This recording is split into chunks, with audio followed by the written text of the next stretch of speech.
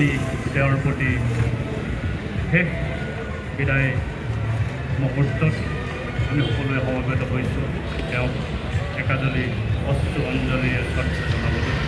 গতিকে আজি ইয়াত উপস্থিত থকা প্ৰতিজন ব্যক্তিৰ এই যি আবেগ জড়িত এই মুহূৰ্তত আমি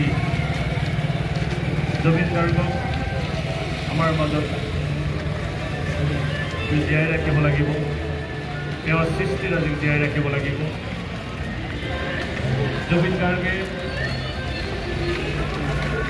মাত্ৰ 55-54 বছৰ এই জীৱনকালত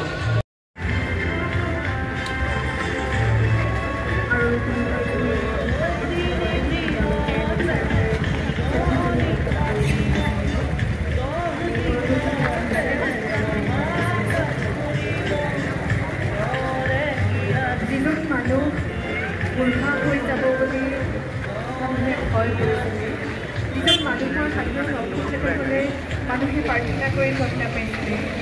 গতিকে মানুহজন হঠাৎ অনাকাংক্ষিতভাৱে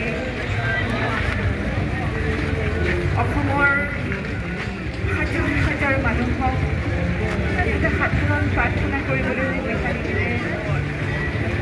অসমৰ